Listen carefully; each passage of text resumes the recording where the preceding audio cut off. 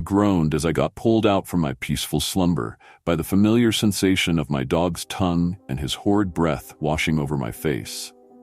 Remo diligently gave me another couple of licks, whimpering as he tried to alert me to what had scared him.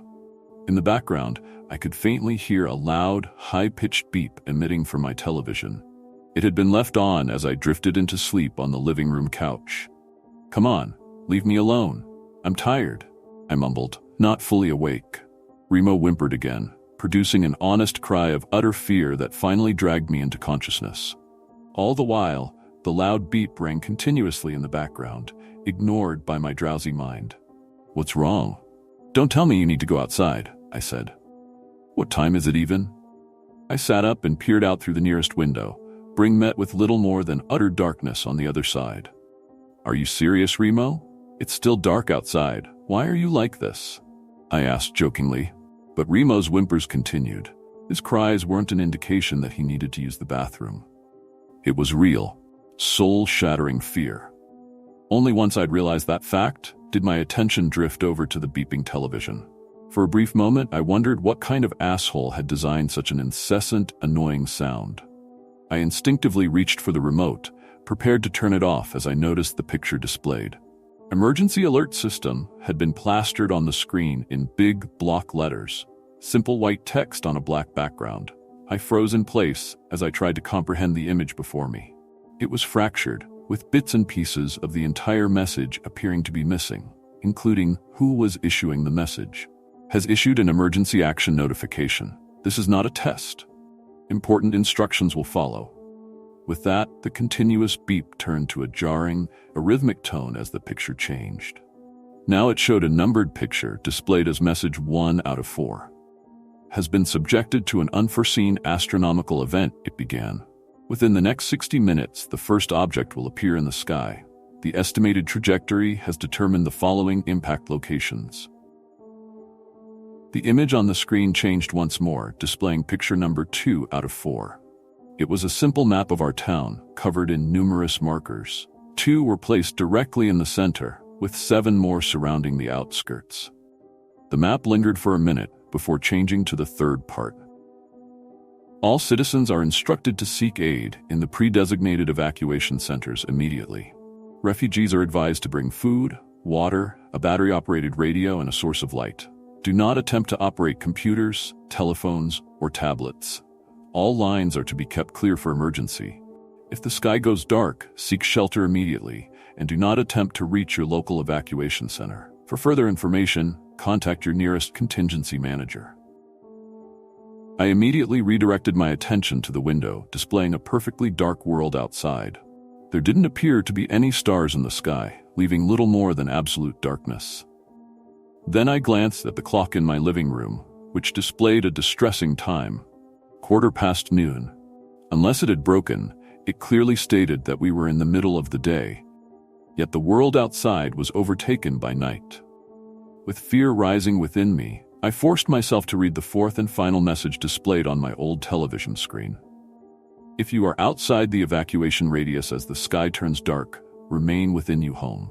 Turn off the lights, stay quiet, and wait for help to arrive. Under no circumstances should you attempt to confront the Z." Again, a part of the message appeared to be missing, covered up by a static artifact. I kept on staring as I waited further info, but instead the message simply started playing on repeat. The first message of the emergency notification was displayed on the screen once again. In the meanwhile, Remo sat by the window, growling out at the darkness. I, on the other hand, was fixated by the message on the television, which played on repeat for 3 times before I finally decided to follow the instructions, which meant turning off the lights inside the house alongside the television. "Come here, boy," I ordered Remo, who diligently ran to my side, letting out a few whimpers as he hid between my legs. With the television now silent, the world around us felt uncomfortably calm. Despite the emergency, there was an astounding lack of panic outside, nor traffic of any sort to be heard. It was as if the entire town had upped and left as I lay sleeping on the sofa. But I hadn't been out for that long. Had I? Though the alert had instructed me not to use my phone. I had to call for help. I dug through the sofa cushions, tossing them onto the floor, before I finally found it hidden at the bottom. A few messages had come through from friends and colleagues, asking me if I'd gotten to the evacuation point, but the last of them had been received almost 12 hours earlier. I tried to respond, but the signal had long since vanished. I was hit by the horrific realization that I'd been left behind without any means of contacting the outside world. And despite the waking nightmare I'd been tossed into, I still hadn't the faintest idea what exactly was going on. I'd spent the better part of my adult life in that exact neighborhood, and not once had I heard of any evacuation points nor contingency managers. It almost felt as if I'd awoken in a different world altogether. With a million unanswered questions, I could just sit by the window, placing myself as low as possible to avoid being seen. The streets outside were barren, rid of parked cars, without a single hint of life. Remo sat by my side, intermittently growling at something unseen in the darkness. I shushed him, but Remo had always been an unnaturally intuitive dog. If the things in the dark scared him, there had to be a very good reason for it. But as we sat there, it started to dawn on me just how unnatural the darkness felt. It was too dense, almost physical. I looked up at the sky, only to be met with an empty void rid of the moon and stars. It wasn't even covered by clouds, just an unbearable emptiness staring back at us. Not daring to enter the void, we had no options left but to follow the given instructions. We were going to hide out of sight until help arrived. With Remo following my every step, I grabbed whatever supplies we had left in the kitchen and moved it down to the windowless basement alongside my television, a radio, and a shotgun, making the tiny room as comfortable as possible while we awaited a rescue that might never come. The first day passed quickly, with time morphed by the constant feeling of panic. I'd turn on the television on an hourly basis, praying for any kind of update, but I was repeatedly met with the same ominous message telling us to stay inside and to not confront whatever beings existed in the dark. All the while, Remo kept his ears peeled, staring at the basement door as if something would break it down at any moment. I kept trying to get my phone to work, to find a single bar of signal, but it had turned to a useless brick of technology in the absence of any reception. Outside, the world remained dark and silent. On occasion, I would even dare to open the door to see if we'd be greeted by the bliss of daylight. But no matter how many hours passed, the night remained eternal. "It's going to be okay. They'll come for us. Someone will save us," I whispered to Remo, attempting to reassure myself more than my fateful companion. As the second day passed without rescue, I started the uncomfortable task of calculating how long we could survive on the limited supplies we'd gathered. Food was scarce enough, but water was the real issue. Even if we rationed it carefully between the two of us, we'd only last a week at most. But it wasn't until the third day before I finally dared to make a short trip upstairs to the kitchen. Crawling on the floor, shotgun in hand, I inched my way through the dark, leaving Remo behind in the safe confinement of the basement. As I left, I could hear his continuous cries. He didn't understand that I just wanted to protect him. He was just scared to be left alone. I turned on the faucet, hoping to at least get some water, but as I turned the handle, not a single drop greeted me. I sat on the kitchen floor in dismay, knowing we'd run out entirely in just a couple of days, if rescue didn't come. We'd be forced to leave and seek help in the sunless world outside. That was given the unlikely fact that the houses hadn't already been wiped clean in the evacuation. That's when I heard it. The first sound that had greeted us in 3 days. It was so faint, so far away, but it was definitely real. It sounded like voice, but its origin was too distant to be understood, much less deciphered. I gently opened the kitchen window, hoping to grasp the voice's meaning. It echoed through the neighborhood in such a bizarre way, making it impossible to locate where it was coming from. I contemplated calling out for it, but a strange, innate instinct told me to keep quiet. It was an odd sensation to be so absolutely certain of something's malice without even knowing what it was. I felt as if the thing wanted me to call out, to find me. Though its voice sounded human, I wasn't entirely sure it was. With profound fear in my soul, I retreated back to the basement. The voice remained far away, ever present in the dark, growing just slightly louder with each call. 2 days passed, and the voice grew progressively closer, until we heard the sound of someone sobbing, letting out a few shattered words in between. They were calling for help, clear words of distress, yet the emotion behind them seemed completely absent. It sounded like a woman who'd never experienced any emotion, trying to convey their meanings. Remo let out quiet growls in protest, too afraid to properly bark. For each iteration of the cry, I grew more certain that it didn't come from a human. And for each hour that passed, it grew slightly closer to our hiding place. As the 7th day came and went, it sounded like they were standing on our front porch. I almost didn't dare to breathe, afraid that any sound would alert it to our presence. Remo had buried himself behind my back, hiding from the creature in the night. We were trapped, and in less than a day, we'd exhaust our last drop of water. If we were going to survive, we'd have to venture in the darkness, facing whatever monstrosities existed outside. "Come on, Remo, it's time," I said as I nudged him awake. The cries outside had finally subsided, which meant whatever creature had produced them had moved further down the neighborhood. Remo looked at me expectantly as I prepared to pack the last bottle of water. He was parched. I let him drink his share, silently promising that we'd find more. I turned the television on for a final time, hoping for a message of hope.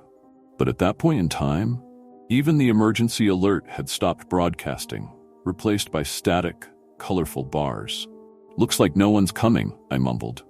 "I'll get us out of here, Remo, I promise." Though I had a leash, Remo was well enough trained to walk without one. It allowed us to move more freely, him trotting diligently behind me as I led the way. With a trembling hand, I unlocked the back door, taking the first step outside for the first time in over a week. The air felt heavy, moist with an unfamiliar stench. The voice continued, its cries cutting through the thick air. Our plan was to sneak from house to house, avoiding the open streets as we made our way out of town. Remo would whimper intermittently as we walked, trying to hide between my legs. "Careful, damn it," I ordered as I stumbled over him. It was a demand he followed for only a few minutes at the time, before cowering between my legs once more. Then we noticed something in the distance, a house with its lights still on. They were dim, just barely visible, yet they shined out like a beacon of hope in an ocean of despair. "Do you think there's someone inside?" I asked. I pondered for a moment whether entering was a wise choice or not. But if the emergency message had been truthful about any light or noise giving away our location, staying clear might be the better idea. If there were people still alive, they'd surely know better than to light up a sign for all the world to see. But before I could turn around to leave, Remo left my side to start galloping in the direction of the house. I let out a hesitant yell for him to stop, but he'd sensed something inside, and his mind was made up. I was left with no other option than to follow him to whatever had caught his attention. Within 10 seconds, Remo had reached the house. I reached it a bit later, out of breath from the first hint of exercise I'd suffered through in a week. As I stood at the entrance, catching my breath, I realized that the crying had stopped. Once again, the world around had fallen completely quiet. I turned around, scanning my surroundings for any sign of life, but there was none to be found. Carefully, but swiftly, I entered the house with its open door, following Remo as he ran in to investigate. "Where are you going?" I whispered as he vanished around a corner. "Remo?" I closed the door behind me and moved in the direction of the light. It seemed to be coming from the living room, emitted by a television. It was an old analog box displaying a mess of static, which proved to be the source of the dim light. Remo stood by it, but his attention wasn't focused on the light. Instead, he stared at a chair facing it. A rotten stench assaulted my nostrils as I got closer, and though I still hadn't seen its source, I could already guess what awaited me in the chair.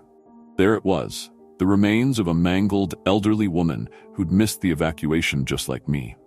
Her face was locked in an expression of absolute terror, with her chest and innards torn open, but her throat had gotten the worst of the attack, her larynx missing entirely.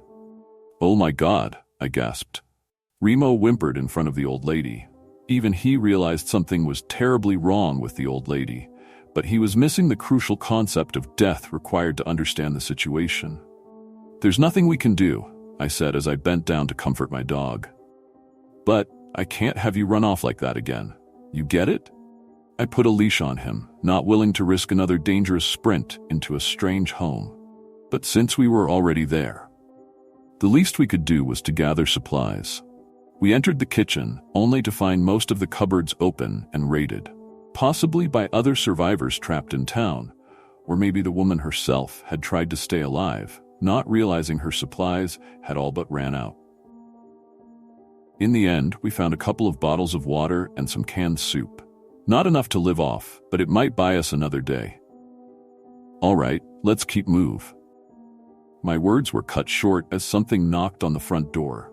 I ducked down behind the kitchen counter, listening intently for whatever had found us.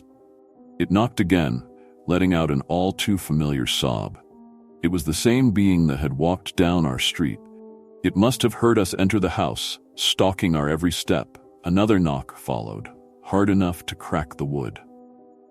Without wasting more time, I grabbed Remo's leash and guided him through the back of the home. The creature kept sobbing all the while, pounding the door until the frame itself started falling apart. But we wouldn't stay behind to face its wrath. Instead, we managed to squeeze ourselves through a small window, escaping back into the eternal night. We got out just in time to hear the creature break the door open. Without looking back, we ran as fast as we could through the darkness, not daring to stop for even a moment. Only once we were on the verge of exhaustion did we finally slow down. For just a moment, I dared to look behind us, half expecting the creature to be right there, but to my surprise, there was nothing to be seen. We made it, I said between gasps of air. We'd been chased deeper into the neighborhood, and were standing in front of a large house with boarded-up windows and a heavy secure door. It had been owned by one of the wealthier families in town, heavily monitored with multiple security cameras. Though power appeared to be turned off, it would still be our best shot at survival. I walked up to the door, ready for it to be locked with no means of getting inside. But as I pulled the handle, I was shocked to hear it click open. It was clear that the place had been occupied following the evacuation, based solely on the boarded-up windows. But why it had been unlocked remained a mystery. "Hello?" I let out as loudly as I dared. No response. I locked the door behind us and entered into a large living room. The place had been torn apart, but from the look of things, it hadn't been due to a struggle. There was no blood, no holes in the walls or broken windows, just furniture, plates, and pictures strewn across the place. It almost looked as if someone had tossed furniture around in a fit of rage. But due to the darkness, it was hard to tell for sure. And before I could contemplate the state of the place any further, Remo started tugging on the leash. "Wait," I ordered, but there was no stopping him once he'd sensed something.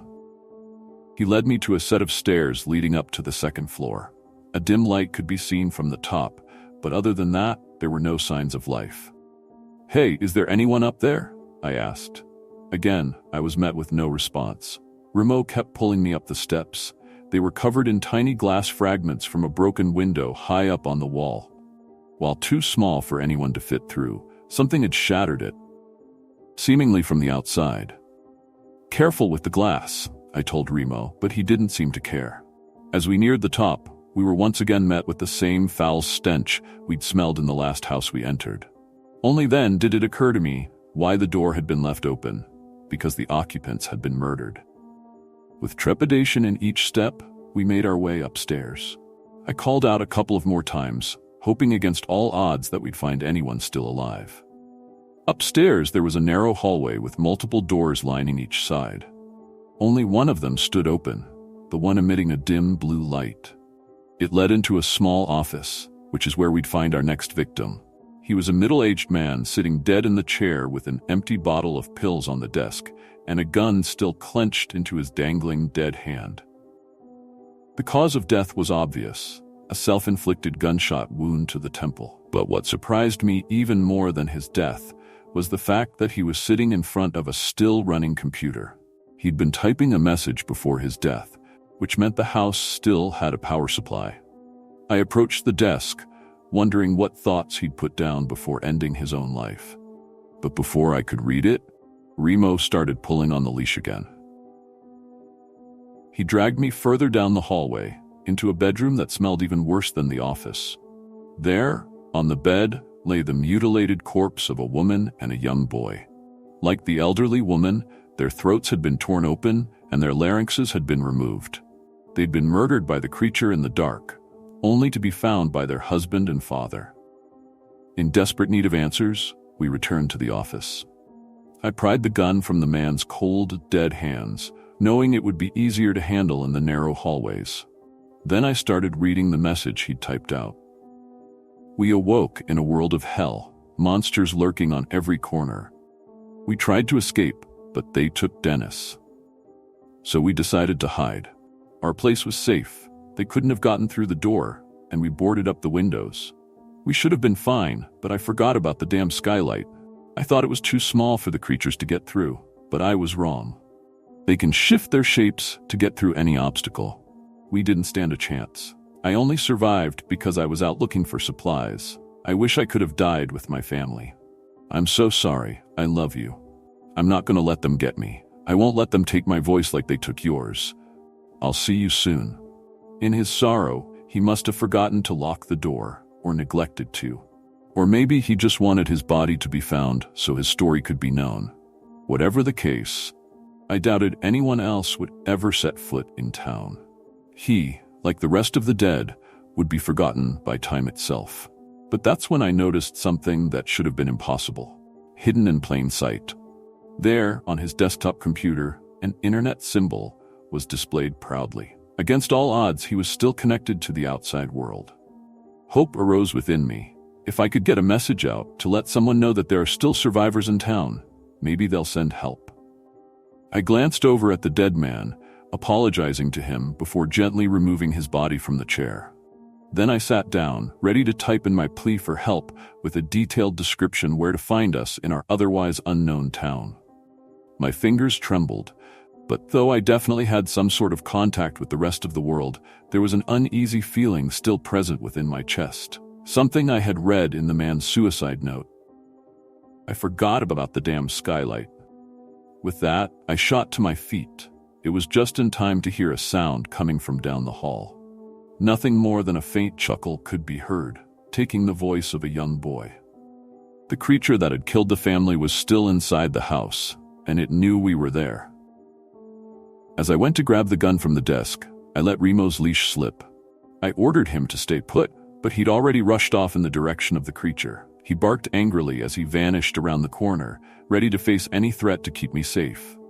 "Remo," I ordered, frozen in fear. Another chuckle was heard, followed by a loud crack and a pathetic whimper. "No," I gasped, knowing my only friend left in the world had just been killed. There was no way out of the house without crossing paths with the monster. Nor could I do anything to save Remo. So, with the little time I had left, I barricaded myself within the office, putting whatever furniture I could find between me and the door. With no time to waste, I started typing out a message. Rescue had become little more than a fever dream, and it would only be a matter of time before the creature breaks through the doors and steals my voice. On the other side of the door, I already hear the sounds of Remo barking and whimpering at the same time. A poor imitation of my best friend trying to lure me out with a stolen voice. But the knocks are powerful, easily cracking the wooden door. The only solace I have is the dead man still lying beside me. His throat still intact. I guess they don't use damaged goods. Maybe I'll take advantage of the same exit strategy. On the other hand, I don't want to go down without a fight. I'm not expecting a response, and this is not a call for help. This is a warning to stay away. Let this place be forgotten. Let the beasts starve. Whatever they are, there's no way we can win.